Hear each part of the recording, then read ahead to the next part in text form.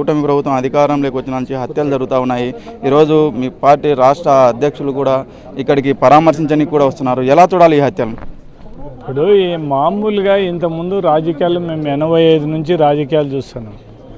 కానీ ఇటువంటి ఓడిపోయిన వాళ్ళు ఏమన్నా లిగాడులు పెట్టుకొని ఏదైనా గలాటలు చేసే పరిస్థితి ఉన్నది. కానీ గెలిచిన వాళ్ళు కొట్టడము, ఇట్లా లిగాడులు పెట్టుకోవడము, ఇళ్ళ మీద కోవడం, దౌర్జన్యం చేయడం మొట్టమొదటిసారి మా రాజకీయ జీవితంలో చూడడం జరుగుతుంది. గెలుపు ఓటం దైవాధీనం, దాన్ని ఎవరం కాదనం. కానీ అంత మాత్రాన ఏదో గెలిచినాము మేమేం చేసినా జరుగుతుంది అనుకునే పరిస్థితి ఉంటే చాలా కష్టం అయిపోతుంది. ఈ రోజు ఉండే పరిస్థితి రేపు ఉండదు. అది మన అందరం కూడా ప్రతి ఒక్కరు కూడా గమనించాల్సి. జగన్మోహన్ రెడ్డి 2019లో అధికారంలోకి వచ్చిన తర్వాత ఎక్కడ కూడా ఇటువంటి దౌర్జన్యాలు కానీ ఇటువంటి దాడులు కానీ ఏం కూడా జరగలేదు. ఫ్రీగా లాస్ట్కు కొంతమంది ఏం మాట్లాడినా కూడా వదిలిపెట్టే వాళ్ళని గురించి, అంటే అధికారం ఉండి కూడా ఏం మాట్లాడకుండా వదిలిపెట్టే పరిస్థితి. ఏదోలే రాజకీయాల మామూలు మాట. కానీ ఇంత ఘోరంగా ఇళ్ళ మీదకి పోయి చేయడం అనేది మాత్రం చాలా ఘోరమైన పరిస్థితి. మొత్తం మనం ప్రభుత్వాన్ని కానీ పోలీసు అధికారులను కూడా కోరేది ఒకటే, మీరు ఒక్కసారి ఆలోచించండి.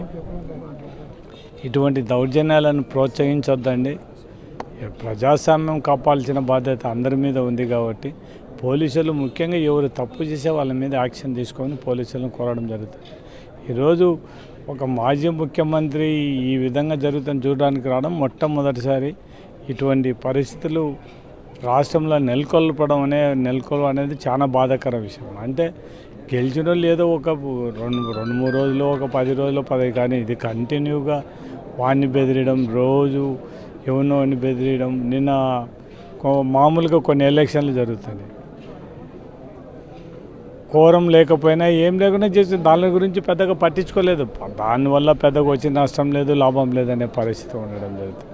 కానీ ఏదైనా కూడా దౌర్జన్యం అనేది అది ఎన్ని రోజులు జరగదు.